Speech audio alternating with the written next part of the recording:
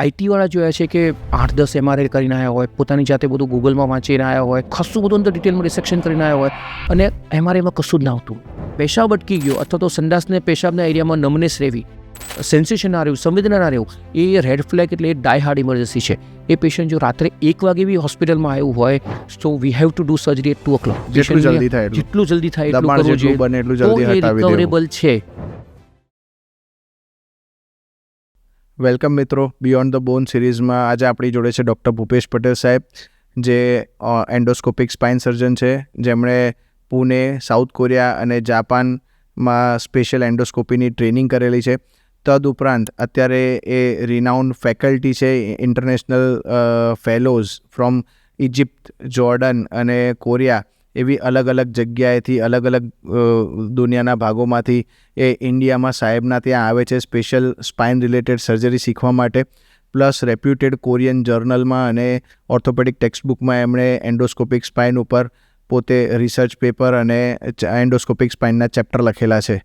Welcome doctor Bhupesh sir. Thank you Rishabhbhai. So આજે આપણે Bhupesh sir જોડે જે મેઇન ટોપિક ડિસ્કસ કરીશું એ સ્પાઇન સર્જરી રિલેટેડ કરીશું.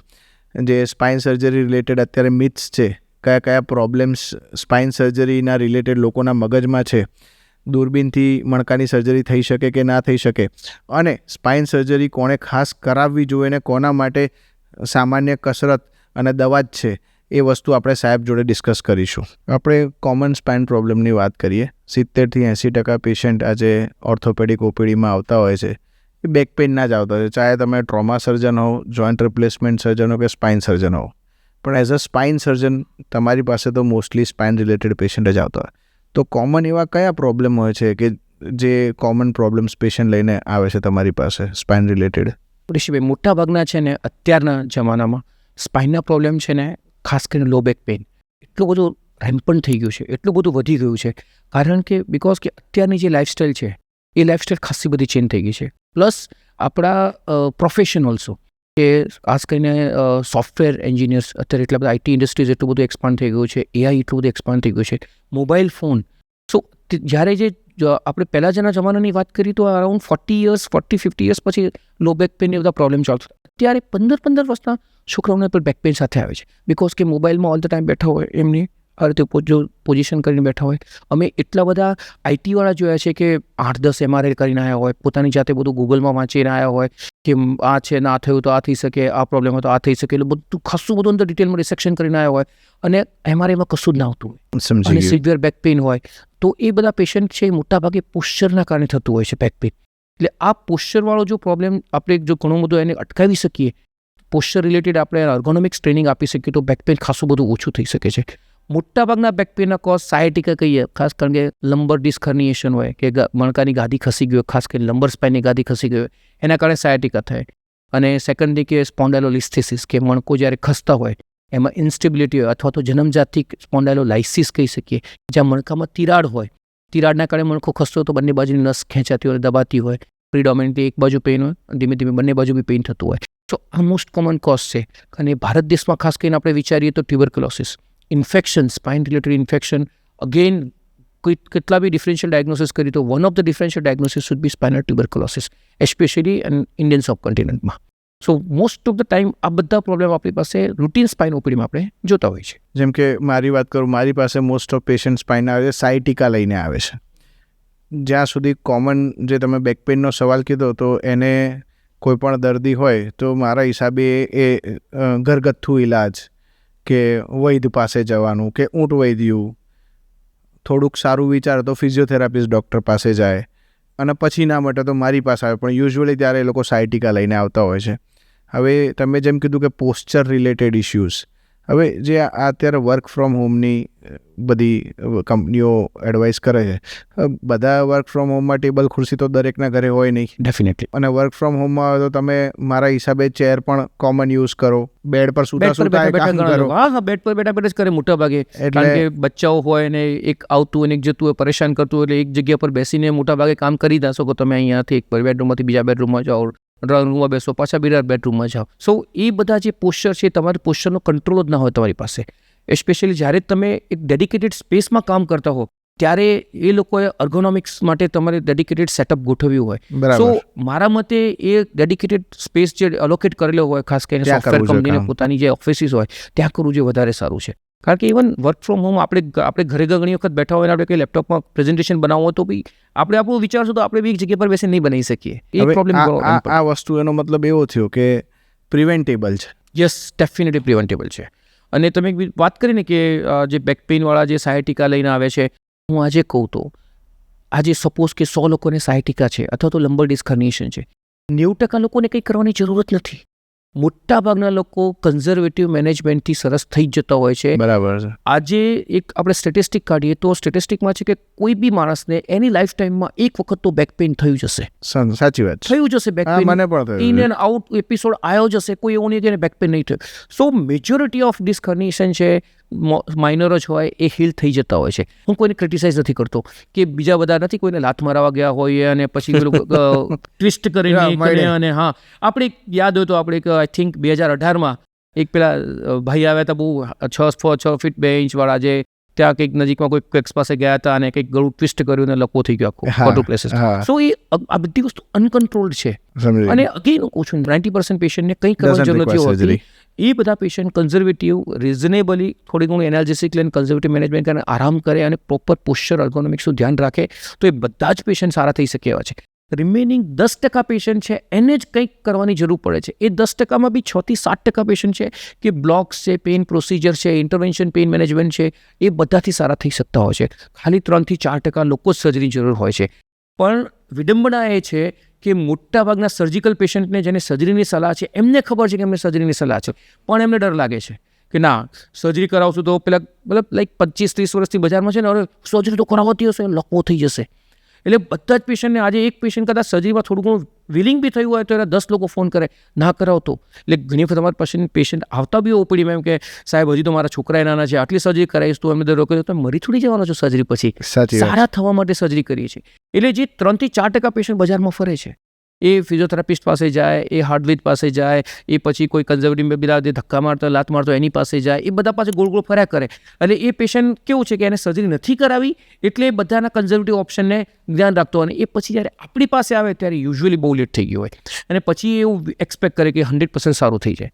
હવે એક વખત નસ નબળી પડી, આપણે ઘણી બધી વાર આપણે પેશન્ટ, હું એક્ઝામ્પલ બી આવતો મારી ઓપીડીમાં કે નસ કેવી છે, એક લજાવણીના છોડ જેવી છે. બરાબર. હવે એક સપોઝ કે ખેતરમાં એક છોડ ઉગ્યો છે નાજુક કમળો, એના ઉપર પથ્થર પડી ગયો છે. હવે પથ્થર લાંબો સમયથી છોડ ઉપર રહ્યો જ છે.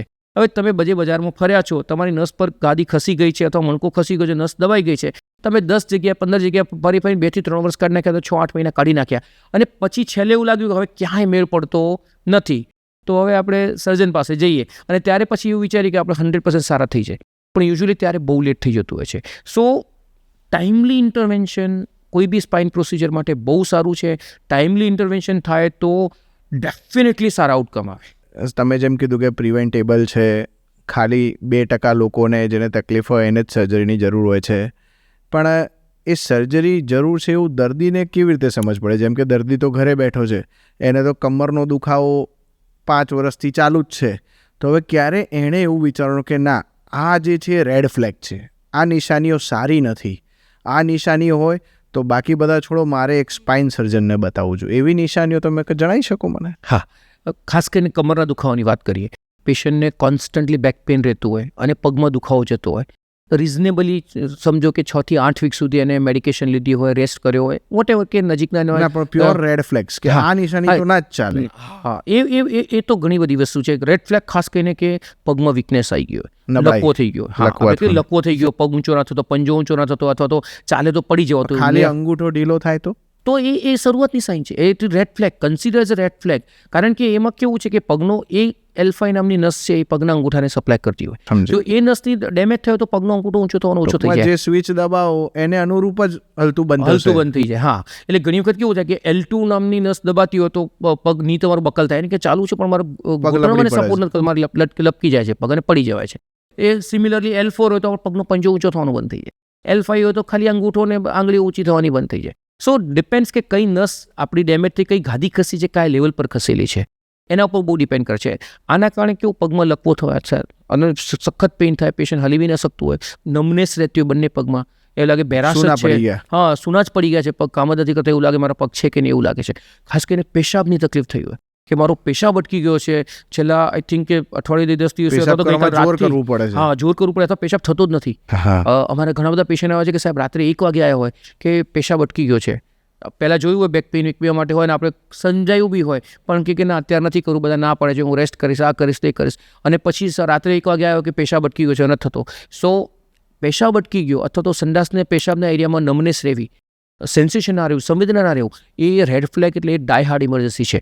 એ પેશન્ટ જો રાત્રે 1 વાગે બી હોસ્પિટલમાં આવ્યું હોય so we have to do surgery at 2 o'clock. જેટલું જલ્દી થાય એટલું. જેટલું જલ્દી થાય એટલું દબાણ કરવું જેટલું જોઈએ, બને એટલું તો જલ્દી એ હટાવી દેવું. રિકવરેબલ છે. પેશન્ટને તો પણ ભૂપેશભાઈ કેવું લાગે કે હું તો ચાલતો ફરતો છું, આ તો ખાલી પેશાબ જ અટક્યો છે ને. ઘણીવાર એ આ જ પ્રોબ્લેમ થાય છે કે ઘણી વખત એવું થાય છે ખાલી અમારી ભાષામાં કોનસ મેડ્યુલરી સિન્ડ્રોમ કહેવાય કે જ્યારે નીચેના મણકાની ગાદી ખસી હોય પણ એના કારણે પગમાં દુખાવો ના જતો હોય, ખાલી સંડાસ પેશાબ જ બંધ થઈ ગયો, અને અમે કહું conus medullary syndrome mimicking as a cauda equina syndrome mimicking as a conus medullary syndrome. So આ ટાઈપના પેશન્ટને સંડાસ પેશાબ બંધ થઈ જતું હોય. પણ ઘણી વખત કેવું છે આ બધા પેશન્ટ આવતા હોય યુઝ્યુઅલી તો મોટાભાગના પેશન્ટ છે ને સંડાસ પેશાબ માટે થોડા સેન્સિટિવ હોય. જ્યારે પેરિએનલ નમનેસ ક્યાં થયું હોય તો મોટાભાગના આપણી પાસે આવતા હોય અને પ્રોપર ઇમેજિંગ કરીએ, એક્સરે, સિટી સ્કેન, MRI અને પોસ્ટ વોઇડ રેસિડ્યુઅલ યુરિન ખાસ કરીને કે જે સોનોગ્રાફીમાં. સોનોગ્રાફી પેશાબ કર્યા પછીની જે સોનોગ્રાફી છે જો એમાં 100 ml થી વધારે રહેતું હોય યુરિન તો એ definitely patient need urgent surgery. હવે પેશન્ટ કે ભાઈ પેશાબ સંડાસની જેમ કે 60 વર્ષની ઉંમર છે, મને તો આમે પેશાબ કરવા માટે થોડું જોર કરવું જ પડતું હોય છે, ખાલી મને પેશાબ સંડાસ અટકે છે ને 2-5 મિનિટ ઊભું રહેવાતું નથી, અને સામે છેડે આપણાને ગાદીએ ખસેલી દેખાતી હોય. હવે આપણે પેશન્ટને સર્જરી સમજાઈ બધું જ કીધું, પેશન્ટે કરાવી નથી તો હજી આગળ કંઈ તકલીફ વધી શકે આમાં? ડેફિનેટલી, કારણ કે પેશાબ જે છે હું ઘણી વખત એવું કહું છું કે આપણે ભારતીય સોસાયટી, ઇન્ડિયન સોસાયટીમાં એક સપોઝ કે આપણે 5 જણા બેઠા છીએ અને મારું યુરિનનો કંટ્રોલ નથી, યુરિન લીક થાય છે તો સ્ટિંક કરશે, વાસમાં સો સોશિયલી આપણે આઇસોલેટ થઈ જશું, આપણે એક અને સાયકોલોજીકલી ડિસ્ટર્બ થઈ જશું, કારણ કે આ બધા કોન્સિક્વન્સીસ આપણે વિચારતા નથી કે મારું પેશાબ લીક થાય છે મને ખબર નથી પડતી, અને સમાજમાં બેઠા છીએ 5-7 લોકો આપણા ઘરમાં બેઠા છે ને આપણે વાસ આવે આજુબાજુ તો આપણી પાસે કોઈ આવશે નહીં, તો ધીમે ધીમે આપણે આપણી જાતને આઇસોલેટ કરતા થઈ જશું. આપણે કોઈ ગેધરિંગમાં નહીં જઈએ કારણ કે આપણે ખબર છે આપણાથી કંટ્રોલ નથી થતો, વાસ મારશે, કંટ્રોલ નથી થતો, અને જ્યારે બી જવું જ પડે અર્જન્સી આવી જાય અને ઘણી વખત જતા રસ્તામાં પેશાબ થઈ જાય. સો આ બધા પ્રોબ્લેમ અટકાવવા માટે ડેફિનેટલી તમારે ઇન્ટરવેન કરવું જ જોઈએ, અને જેટલું જલ્દી ઇન્ટરવેન થાય એટલું રિકવરીના ચાન્સીસ ઘણા સારા થઈ જતા હોય છે. પણ આ જ વસ્તુ સપોઝ 3 મહિનાથી હોય અને કોઈ પેશન્ટ તમારી પાસે આવે કે સાહેબ હું તો કરોડપતિ માણસ છું, આ લો કરોડ રૂપિયા તમારી સામે મૂક્યા, આ પેશાબનો કંટ્રોલ પાછો આવવો જ જોઈએ, જે કરવું એ કરો, તો તમે શું એવામાં કંઈ શ્યોરિટી આપી શકો? ના, આ વસ્તુ બહુ જ આ કોમન છે, આવે નહીં, બધા આવી રીતે જ આવતા હોય છે. હવે ગેરંટી શું અમે કરીએ પણ ગેરંટી શું, પણ આ વસ્તુ છે 100%. એક વખત ગયું એ ગયું, એની રિકવરીની ગેરંટી કોઈ ના આપી શકે. અગેન હું એ પાછા અમેરિકા જઈને કરાવે તોય નહીં. હું તમને એક્ઝામ્પલ આપું, કિંગ સલમાન સાઉદી અરેબિયાના કિંગ હતા, બરાબર, એમને સેમ, કારણ કે ત્યાં બી ગલ્ફ કન્ટ્રીમાં બી એજ્યુકેશન એટલું બધું એ વખતે નહોતું, ત્યારે એમને બી સ્પાઇનનો ઇસ્યુ હતો, એને બહુ જ ખેંચી છેલ્લે અમેરિકા જઈને સર્જરી કરાઈ, શિકાગોમાં કરાઈ સર્જરી પછી બી ચાલતા થયા નહીં, કારણ કે એની નસ સુકાઈ ગઈ હતી, એ લેટ થઈ ગયા. પછી તો સાઉદી અરેબિયામાં સ્પાઇન સર્જરી કરવાનું ઓછું થઈ ગયું હતું, તો પેશન્ટને સમજાય કે સ્પાઇન સર્જરી કરવી પડે કે કિંગને સારું નથી તો પછી અમને શું સારું થશે.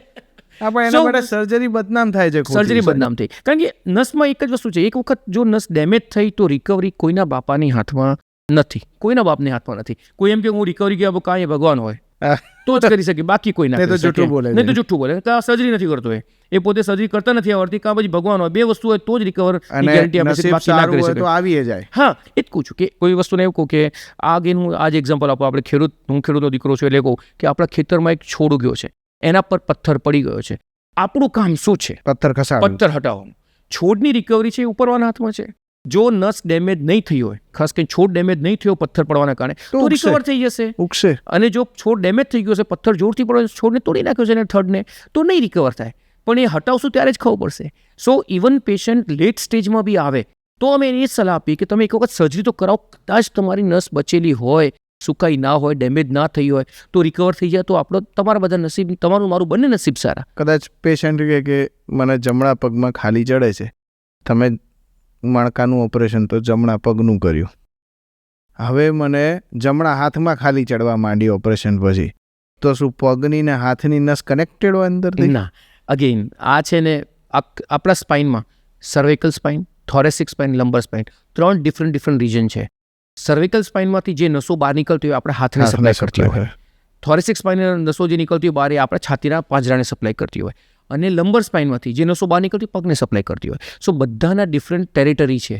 હાથમાં દુખાવો થાય મોટા ભાગે સર્વિકલ સ્પાઇનના કારણે થતો હોય, એટલે ગળાના મણકામાં સ્પોન્ડલોસિસ કહીએ, સર્વિકલ સ્પોન્ડલોસિસ વેરી કોમન નાઉ ડેઝ. ઇવન લંબર કરતી બી ઘણા બધા patient Mobile almost equal overuse. જેવું થઈ જાય બિકોઝ ઓફ સોફ્ટવેર, મોબાઈલ આ બધાના કારણે. સો સર્વિકલ હાથમાં જે ખંજવાળ આવે છે સર્વિકલ સ્પાઇનના કારણે જ આવે છે, ખાલી જંજરાની થતી હોય છે.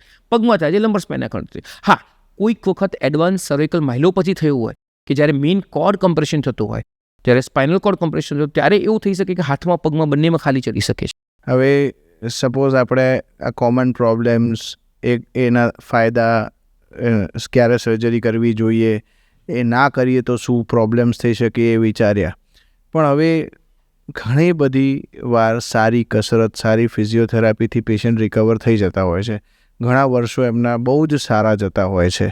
જેમ તમે કીધું કે 90%, તો તમે પોતે દવા અને કસરત એડવાઇસ કરો નથી છો, સરસ કરતા. હા, પણ મારા ગણતરી પ્રમાણે એણે પહેલાં ઓર્થોપેડિકને કે સ્પાઇન સર્જનને બતાવીને કસરત કરવી જોઈએ, ડેફિનેટલી. નહીં તો ઊંધી કસરત થઈ જાય તો. હા, ડેફિનેટલી. કારણ કે આજે સપોઝ કે મારી પાસે કોઈ ઓપીડીમાં પેશન્ટ આવ્યું છે, હર્નિએશન છે, તો હું પેશન્ટ મને કે સાહેબ સર્જરી કમ્પલસરી છે, હું કહું ના કમ્પલસરી નથી, તારો પાવર નોર્મલ છે પગમાં, તને દુખાવો છે, તું રેસ્ટ કરીને જો 1.5-2 મહિના તું રેસ્ટ કર, જો તને રેસ્ટ કરવાથી પેઇન સિગ્નિફિકન્ટ ઓછું થાય તો ફિઝિયો ચાલુ કર. ઘણા લોકો શું કરે, ડે 1 થી ફિઝિયોમાં જતા રહે.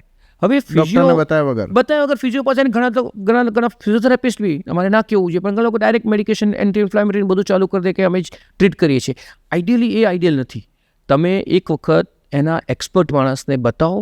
તમે એ જો એવું કે ના આમાં કન્ઝર્વેટિવ કરી શકાય એવું છે, રાધર આ જો પેલી વસ્તુ કે સર્જરી કોઈને ગમતી નથી, ઋષિભાઈ સાચું કહું તો, સાચી વાત. ઇવન મને નથી ગમતી, મારા શરીરમાં ચીરો મૂકવાનું મન તો નથી ગમતું. હા, પણ કેવું છે ઘણી વખત એવું છે કોઈ વસ્તુ અવોઇડેબલ નથી, કરવું પડે તો કરવું જ પડે, પણ અમે ત્યાં સુધી ટ્રાય કરીએ કે જ્યાં સુધી ના કરવાની જરૂર પડે. ઇવન અમે એટલા માટે પેઇન બ્લોક્સ બી આપતા હોય છે, આપણે સિલેક્ટિવ નર્વ રૂટ બ્લોક કહેતા હોય છે, એ બી આપતા હોય છે, અને જ્યારે બધી જ વસ્તુ ફેલ થાય ત્યારે છેલ્લે આપણે સર્જરીનો ઓપ્શન આપતા હોય છે. સપોઝ ફિઝિયોથેરાપી પાસે ગયા તો અમુક એડવાન્સ ફિઝિયોથેરાપીના નામે, રોબોટિક ફિઝિયોથેરાપીના નામે, અથવા વજન ટીંગાડવાની અમુક પ્રકારની કસરતો ફિઝિયોથેરાપિસ્ટ કરાવતા હોય છે. સારા ફિઝિયોથેરાપિસ્ટ પાસે ગયા અને એણે પ્રોપર કસરત કરાવી તો ઠીક છે, બાકી મારું એવું માનવું છે કે ખોટી કસરતથી વધુ નુકસાન થઈ જશે. તમારું શું કહેવું Definitely છે?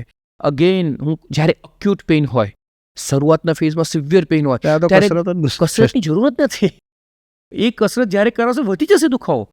પેલા જેવું છે કે મારો હાથમાં વાગ્યું છે, આપણે સવારે જો આપણે ઓર્થોપેડિક પેશન્ટ જોતા હોય, વાગ્યું છે, પેશન્ટ આવીને કે હું તમે હાથ હલાવ કરો, શું કરશું? તો નહીં, વચ્ચે આરામ દુખાવો, આપવું પેઇન, પડશે. એને પ્લાસ્ટર આપણે મારવું સ્લેબ પડશે. આપણે પ્લાસ્ટર આપીએ. સેમ વસ્તુ સ્પાઇનમાં છે. એક વખત નસ સૂજી ગઈ છે બીકોઝ ઓફ હર્નિએશનના કારણે, ઇન્ફ્લેમ છે, ઇરિટેટેડ છે. હવે ઇરિટેબલ માણસ છે એને તમે વધારે કંઈક ને કંઈક પોક કરો, શું બે લાફા મારે.